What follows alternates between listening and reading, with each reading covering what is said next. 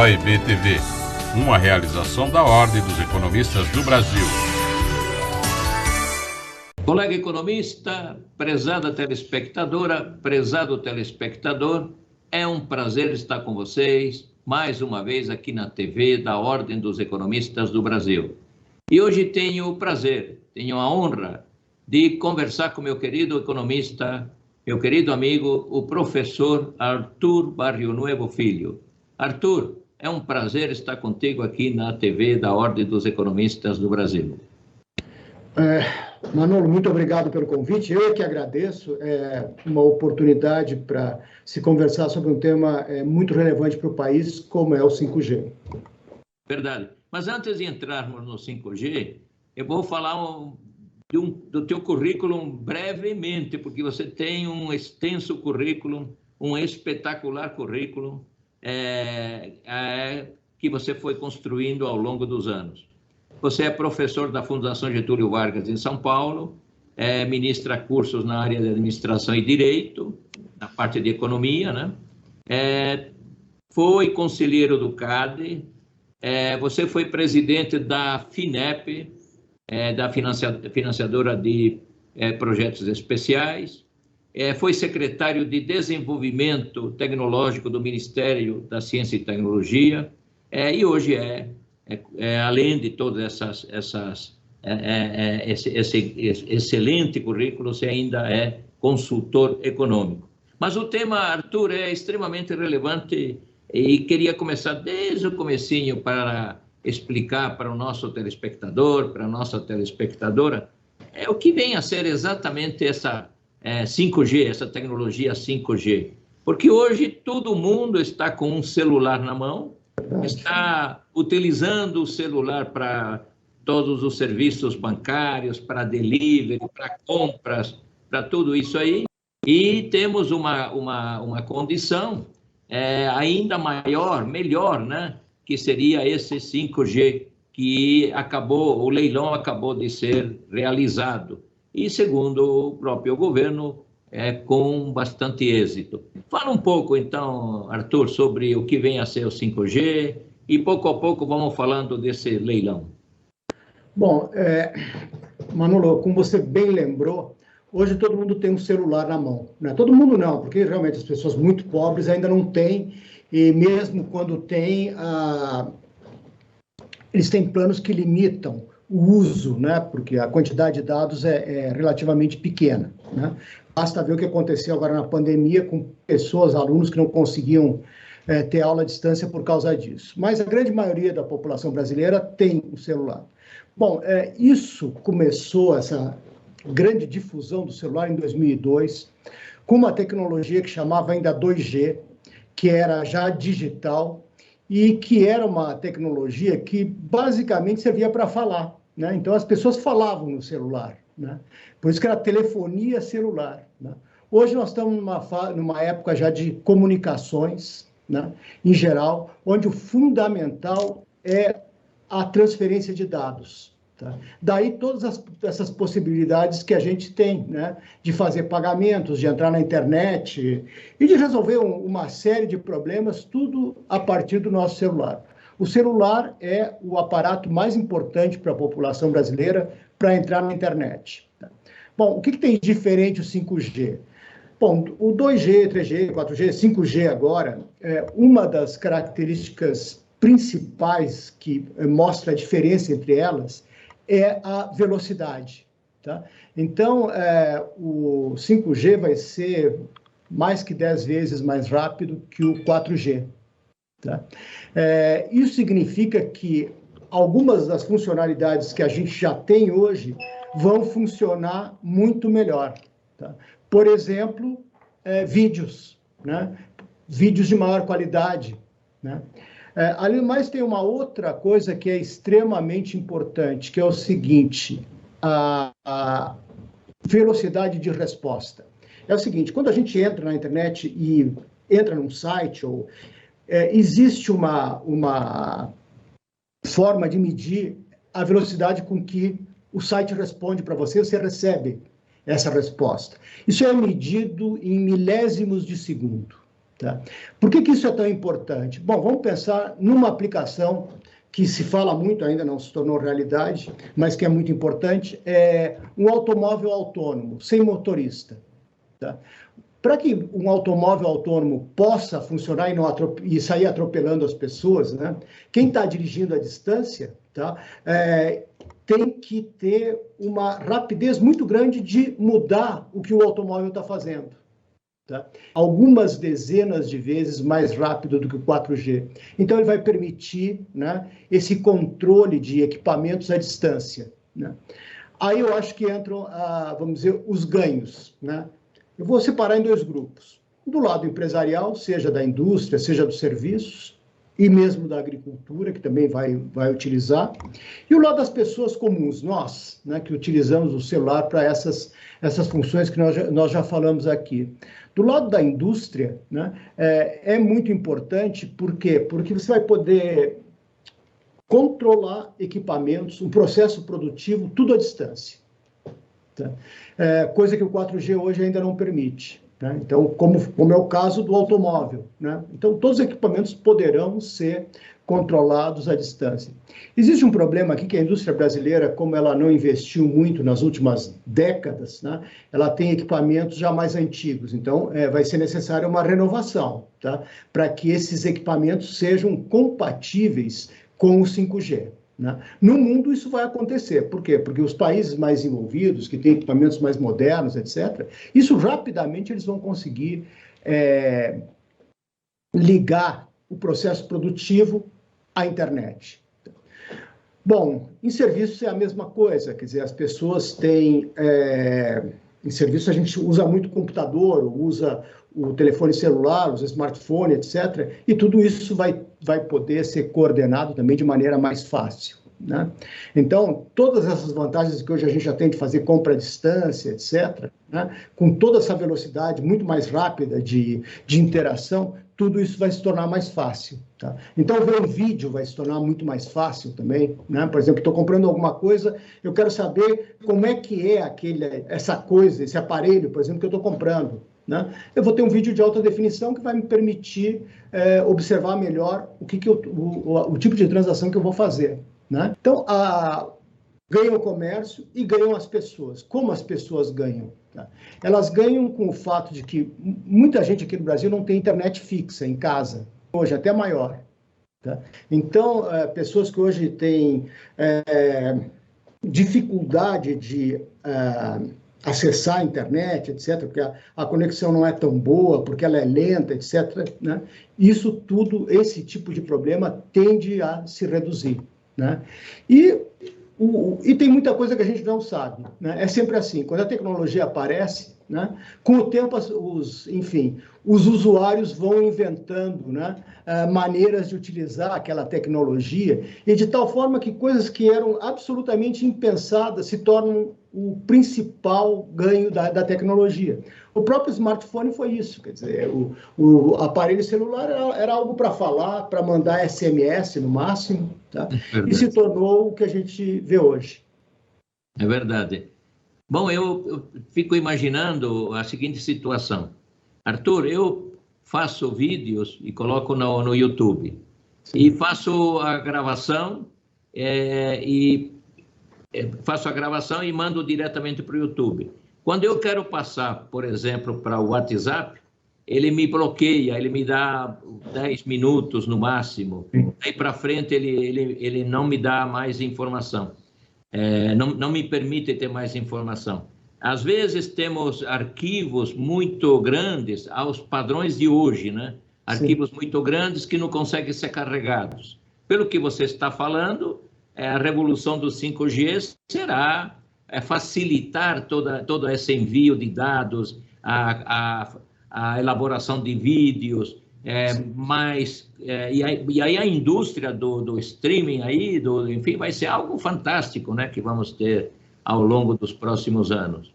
Gigas por segundo. Então, começa 10 vezes mais rápido. Né? Então, como ele pode transmitir muito mais informação por segundo, né? Todos esses problemas, essas limitações que a gente tem hoje, elas vão continuar existindo, mas num nível muito mais alto. Né? Então, o que hoje é muito, quando o 5G estiver em operação para valer, vai ser uma coisa absolutamente pequena. Uhum.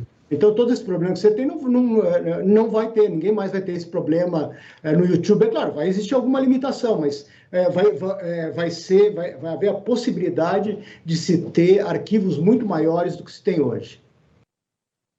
Bem, Arthur, aí foi feita o leilão, foi realizado o leilão. Dentro da tua expertise, você foi conselheiro do CADE, você é um especialista em questões de competitivas. Como é que você viu o modelo do 5G, do leilão? Me referindo a um governo específico, mas a todos eles buscavam arrecadar dinheiro com o leilão. Tá? Então, eles vendiam o mais caro possível as radiofrequências. A radiofrequência é como se fosse uma estrada digital. Né? Então, o leilão de 5G significou vender essas estradas digitais que as operadoras de telecomunicações vão utilizar para nos ligar, né, via a nova tecnologia de 5G, a internet, enfim, a todo o sistema de telecomunicações. Tá? E no passado se cobrava muito caro por isso, e esse dinheiro ia para o Tesouro, e lá ele entrava na vala comum. Agora, uma coisa importante, né, nesse leilão, isso foi muito positivo, tá? Porque vai fazer com que realmente esse dinheiro seja aplicado na melhoria do setor de telecomunicações. Né? Isso aí vai fazer também, vai acelerar o processo de expansão do 5G. Tá? Que o ano que vem deve pegar as grandes capitais, mas o Brasil tem 5.000 e tantos municípios, então vai demorar até 5 anos para que todo mundo tenha. Parece que, pelo que eu li, 85% das radiofrequências fizeram parte do leilão. E quanto ao valor arrecadado, o governo disse que foi um sucesso. Você também concorda com o valor arrecadado de 47,5 bilhões? Eu acho que o mais importante são os investimentos. Esse valor, investimentos. O compromisso de investimentos. Esse aqui, vamos dizer, foi o fator que diz que foi um grande sucesso. Bom, e de fato, do jeito que você colocou, é o grande, digamos, o que diferencia o leilão atual dos leilões anteriores. Como você disse, olha, anteriormente o dinheiro arrecadado ia para a conta comum do Tesouro Nacional. Agora não, agora existe o compromisso de que esse dinheiro seja efetivamente gasto em uma série de projetos no setor de telecomunicações. Bem, Arthur, vamos pedir para o nosso querido economista, para a nossa telespectadora e para o nosso telespectador, um segundinho. Já já retornamos. O que nos move e nos transporta para o futuro. Dinamismo para acompanhar as evoluções tecnológicas e os novos modelos de negócios. Dinamismo para inovar. Se superar as expectativas é importante para você, é importante para nós também. Oferecemos soluções completas para potencializar o crescimento sustentável do seu negócio e projetá-lo para o futuro. Esteja onde estiver, conte com a gente. O profissional economista possui sólida formação teórica e prática e visão metodológica global da ciência econômica e sua importância. Ele possui consciência criticamente aberta sobre a realidade socioeconômica do país e assume uma postura responsável no tocante à sua atividade profissional. Preocupado com a missão de dar a sua colaboração para o desenvolvimento sustentável da nação, o profissional economista segue à risca cada palavra de seu juramento. Colega economista, prezada telespectadora, prezado telespectador, é um prazer estar com vocês, mais uma vez aqui na TV da Ordem dos Economistas do Brasil. E é com muito prazer que eu estou conversando com meu querido amigo, o professor Arthur Barrionuevo Filho, que é professor da Fundação Getúlio Vargas e atua nas áreas de administração e direito, com cursos de economia. Foi conselheiro do CADE, transitou em outros importantes órgãos do governo federal em épocas anteriores, e hoje, além de professor, é consultor econômico. Arthur, mais uma vez, muito obrigado por estar conosco aqui na TV da Ordem dos Economistas do Brasil. Arthur, ocorreu o leilão, falava-se muito da concorrência daquela chinesa, acho que Huawei, algo assim, e no final ficamos com velhas conhecidas como a Vivo, a TIM, a Claro, Brisanet e outras que você vai colocar aí que acabaram ganhando, digamos assim, o leilão em diversas áreas do Brasil. Dividindo o Brasil pelas áreas já bem conhecidas, de norte, sul, sudeste, centro-oeste, como foi a divisão dessas empresas, Arthur? Bom, a Huawei, na verdade, ela produz equipamentos, então ela não entraria diretamente nesse leilão. Quer dizer, o que ela vai fazer é fornecer equipamentos para as empresas que ganharam. Porque ela, a Ericsson e a Nokia são os três principais fabricantes de equipamentos para o 5G. Tá? Agora, como é que foi montado o leilão? Ele teve vários grupos de radiofrequências que foram leiloados. O primeiro deles, porque aqui a gente está pegando o 3.5 GHz, que é o que vai ser o principal para o 5G, tá? Ele tinha 4 blocos nacionais. Tá? Bom, quem ganhou? Os 3 grandes, né, que foram Vivo, Claro, TIM. Tá? No outro bloco não houve nenhuma proposta, um as radiofrequências foram redistribuídas e leiloadas de novo, e só que ao invés de ser um bloco nacional, foram blocos regionais. Tá? Então, isso aí foi o 3.5. Aí tem os blocos regionais. Aí em cada lugar ganhou né? Ganhou um grupo. E tinha ainda uma radiofrequência que chama 700 MHz, né? Que é o que tinha sobrado do 4G, porque a Oi não se interessou em comprar, porque ela está numa situação econômica que a gente já sabe que não é boa, né? Ela, inclusive, está saindo da indústria móvel, né? E foi ganho por um grupo novo. E os 700 MHz, eu acho que aqui é bom o telespectador saber, quando a radiofrequência é baixa, megahertz, né? Gigahertz é 1000 megahertz, né? E quanto mais gigahertz tiver, mais alta é a radiofrequência. O que quer dizer isso? Quer dizer que ela tem maior capacidade de transferir dados por segundo. Agora, isso tem um problema, porque quando a radiofrequência é muito alta, ela pode transmitir muito dado, mas, em compensação, a distância com que uma antena atinge é muito pequena. Tá? Então, quando se tem uma área, como a área rural, né, que tem poucos usuários por quilômetro quadrado, uma radiofrequência baixa, como essa dos 700 MHz, é muito mais adequada. Né? Por quê? Porque ela vai longe, vai dezenas de quilômetros. Né? E como tem pouca gente, né, mesmo sendo uma radiofrequência com menos capacidade de transferência de dados, como tem menos gente, ela consegue atender bem aos usuários nessa situação. Tá?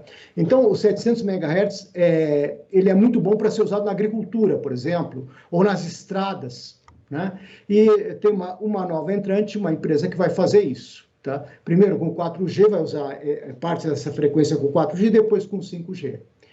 Bom, aí tem o filé mignon, que é o 3.5 GHz. Quem ganhou os blocos nacionais foram as 3 grandes, né? Como já se esperava. Por quê? Porque a obrigação de investimento nesse 3.5, para quem ganhou, é muito grande. São bilhões de investimento. Então, não é qualquer empresa que teria condições de assumir esse tipo de compromisso. Né? Então, já se esperava que as grandes ganhassem esses blocos nacionais. Né?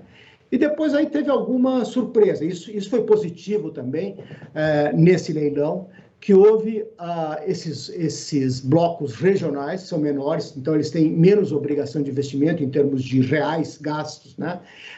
Mas isso permitiu que empresas menores pudessem ganhar. Tá? Então, eu acho que os casos que ficaram mais patentes na imprensa foi a Brisanet, que já é uma empresa que atua na região Nordeste, né? Só para relembrar, na internet banda larga fixa, os pequenos operadores, em conjunto, já são o maior fornecedor no Brasil, já faz alguns anos. Tá? A Brisanet faz parte desse grupo. Tá? E agora ela está no 5G também. Tá? Isso é importante porque ela vai conseguir competir com as grandes na região onde ela atua. Tá? Também a mesma coisa aconteceu na região sul. Tá? A Copel, que é aquela empresa de energia do Paraná, ela tinha uma empresa de telecomunicações que ela vendeu para o empresário Nelson Tanuri, que também tinha uma empresa em Santa Catarina. Então, essas duas fizeram uma espécie de consórcio, onde o mesmo controlador participa, e eles ganharam esses 2 estados. Né? Então, eles também vão conseguir competir com as grandes, né? Nessa região. Tá? Então, em parte, o leilão conseguiu desconcentrar o número de participantes, ou seja, teremos mais participantes de mercado do que tínhamos antes do leilão. Tá? E tem empresas que estão surgindo e estão se destacando. A Brisanet, eu acho que é o caso mais patente de uma empresa que cresceu muito e agora, então, vai ter oportunidade de crescer ainda mais. Né? Uma outra coisa que é importante, essas empresas regionais, elas ganharam o mercado porque elas praticavam preços muito competitivos. Tá?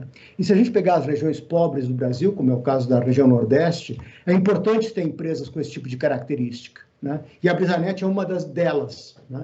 Então, eu acho que vai ser importante a participação de uma empresa como essa nas regiões mais pobres, etc., para acelerar a difusão do 5G.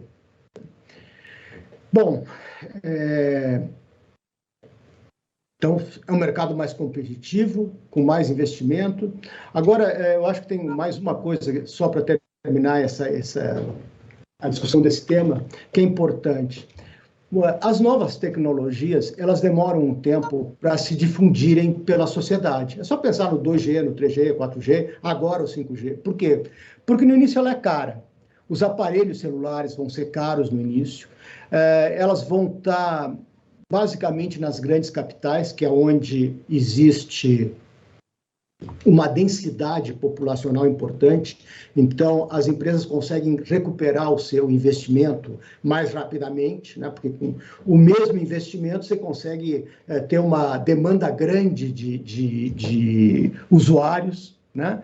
E aí eles vão, aos poucos, isso vai espalhando, né? Seja para as regiões menos populosas, né, as cidades médias, depois as cidades pequenas, seja para aqueles grupos de renda mais pobres. Né? Então, foi o que aconteceu no Brasil, né? O 2G, o 3G, etc. As pessoas, com o tempo, foram não só entrando e tendo o serviço, mas mudando do serviço.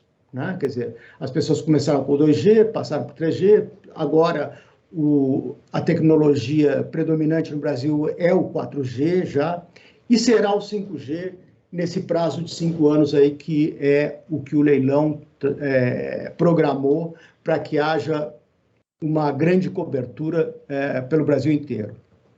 Bom, pelo que você está colocando, essa divisão regional, ela tem aspectos competitivos muito interessantes, porque se uma determinada companhia está numa determinada região e lá ela faz uma série de mudanças tecnológicas que criam situações mais digamos, agradáveis para o consumidor e para as empresas, ela vai ficar na vitrine dizendo, olha, eu estou fazendo isso, cabe a vocês agora, as outras, né, fazerem a mesma coisa. Então, do ponto de vista competitivo, você acha que foi também um modelo utilizado bastante interessante? É muito melhor que os anteriores. Nos anteriores se faziam grandes blocos, e aí só quem ganhava eram já os grandes, né? Dessa vez houve uma preocupação, tudo bem que houve uma discussão, os pequenos queriam mais, né? Os grandes queriam que tivesse menos regionais, mas enfim, se chegou ali a um certo acordo, e isso abriu a participação para empresas que, se fosse pelo modelo anterior, não teriam conseguido entrar no mercado, né? Além do mais, é o seguinte, com o tempo elas poderão expandir para outras regiões, né? Com o tempo. Primeiro, elas têm que cobrir o que elas ganharam, mas com o tempo elas irão em frente. Bom, então, só temos agora que esperar essas mudanças tecnológicas, que são sempre muito bem-vindas. Você lembrou, na época que saiu, era um telefone móvel, não poderíamos falar do celular nos tempos modernos, né? E pagávamos uma fortuna para ter um tijolo na mão e para poder falar, era a telefonia móvel, né? E olha o que temos hoje. Hoje temos um computador fantástico nas mãos, uma velocidade ainda, que vai ser algo melhor ainda do que atualmente estamos observando. Arthur, eu estava, antes da pandemia, ali no Mediterrâneo, num navio, passeando, e fazia, através do celular, em tempo fantástico, eu ligava as luzes da casa, apagava as luzes da casa, verificava o que estava ocorrendo dentro da casa. É algo fantástico, né? E esse mundo novo que temos pela frente é maravilhoso. Arthur, estamos chegando ao final, a palavra é tua agora para tuas considerações finais.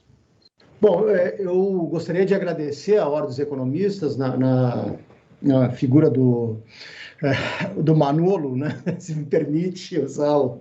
Claro. Só assim. Foi muito bom poder ter participado desse programa, acho que é muito interessante, com um público qualificado de economistas, e eu acho que foi uma discussão muito proveitosa.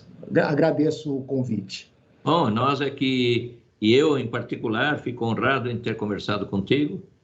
Vamos combinar outras entrevistas. Você tem um cabedal de informações fantástico sobre questões relacionadas com a concorrência, tem livros editados, tem um currículo acadêmico excepcional, e nós aqui só temos que te agradecer, Arthur. Muito obrigado por ter estado conosco aqui nesse programa. E a você, meu caro economista, minha cara telespectadora, meu caro telespectador, até o próximo programa da TV da Ordem dos Economistas do Brasil.